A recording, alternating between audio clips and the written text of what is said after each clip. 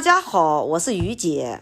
自从上期出了一期电饭煲蛋糕，有网友私信跟我说，他的孩子就喜欢吃吐司，在外面买的怕不新鲜，自己做呢又没有烤箱，也没有除湿机，问我电饭煲能不能做吐司。能做的话，麻烦于姐出一期手工揉面用电饭煲做吐司的教程。那好吧，我们今天就来安排上，保证让你按我的方法做。你也可以做出像棉花一样柔软拉丝，用手一片一片撕着吃的吐司。视频讲解的是非常详细，让大家一看都能学会。下面请跟我一起来操作吧。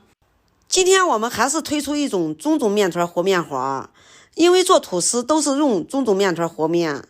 用中种面团和面花做出来的吐司特别的松软，含水分足，凉了表皮也不会发硬。我们先和种面团，首先准备100克的高筋面粉倒在盆子里，加1克的酵母，给它干拌均匀，然后用温水边倒边搅拌。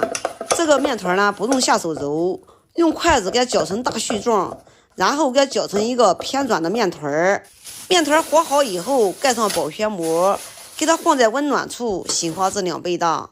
种面团已经和好了，先给它放在一边备用。接下来我们来准备一下煮面团的食材。首先在干净的盆子里面倒高筋面粉200克，加白糖60克，加盐1克，加酵母2克，用筷子先给它干拌均匀。把所有的材料给它混合均匀之后，在面粉里面打一个鸡蛋，先用筷子把鸡蛋给它搅散，给它搅成絮状。蛋液混合均匀之后，再用冰牛奶来和面。因为我们这边的天气已经热了，用手和面有温度，最好用冰水或者是冰牛奶。让大家看一下，我这已经冻成冰渣渣了，就用这个冷冻过的冰牛奶来和面，边倒边搅拌。我大约用了有100克的纯牛奶，因为面粉的牌子不同，吸水量也不同，这个牛奶的量可以随时增减。把面粉给它搅拌成大面疙瘩的时候，把我们和好的种面团给它揪成小块，也给它混合均匀，然后再下手揉面。先把它揉成一个偏软的面团，随便给它揉一揉就行，因为盆子里面太小也不容易操作，给它揉成光滑细粒，像这样就可以了。然后给它移在案子上进行揉搓，这样呢比较方便。和面包面或者是和吐司面，就像洗衣服一样，给它推出去，再给它拉回来，重复这个动作，时不时的呢给它摔一下，像这样呢特别是容易快速出模。揉面包面刚开始的时候有点粘手粘案子，这是正常的，也不要管它，继续揉搓，揉一会儿它就不粘手也不粘案子了。我大约揉了有10分钟左右，现在揪掉一块面，然后用手轻轻的给它撑开，能撑出一个厚厚的膜，像这样就可以了。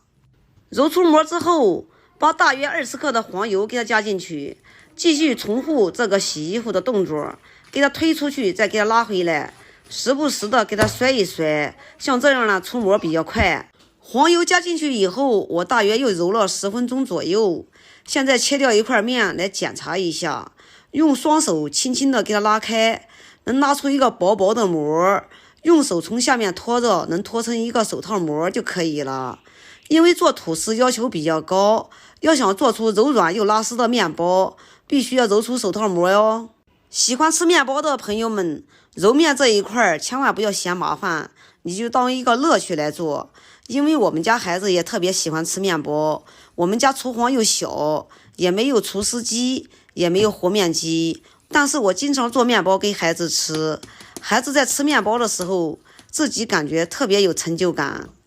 面和好以后，随便给它揉一揉，给它揉光滑就可以了。上面给它抹点油，防止表面烘干，盖上保鲜膜，醒发至2倍大。面团经过3个小时的醒发，现在已经醒发的满满的。现在给它移在案子上，用双手给它拍一拍，拍出里面的空气，然后再给它切成大小均匀的4等份。切好以后，按你喜欢的方式给它揉圆，每一个都给它揉成馒头状。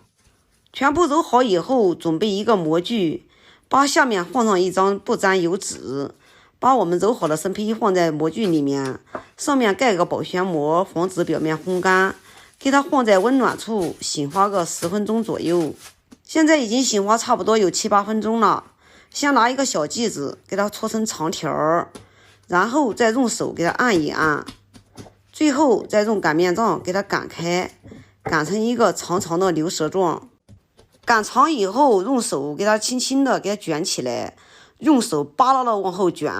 卷的时候不要卷得太紧，卷紧了影响起发。全部卷好以后，下面我们直接上电饭煲，电饭煲直接空锅插电预热2分钟，等内胆预热以后，给它取出，里面不用刷油，也不用垫高温油纸，直接把我们搓好的生胚给它摆一圈，像这样就可以了。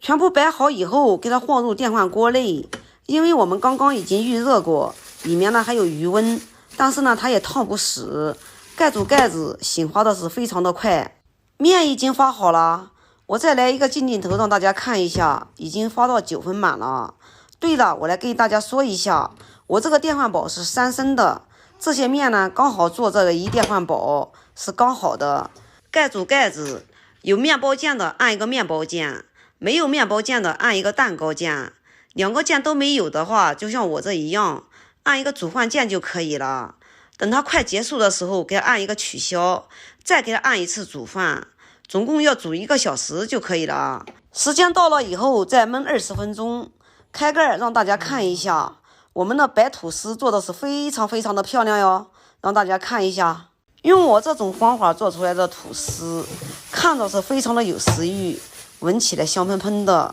我再来脱个膜让大家看一下，底部也是金黄的，按一下是非常的柔软。我再来掰开让大家看一下，里面是非常的蓬松，就像棉花一样的柔软，看到都好有食欲。看看你想吃吗？想吃你也动手做起来吧。好啦，今天的视频就给大家分享到这里吧。我是于姐，如果你喜欢我的视频，请不要忘记关注我哟。感谢您的观看，我们下期再见啦。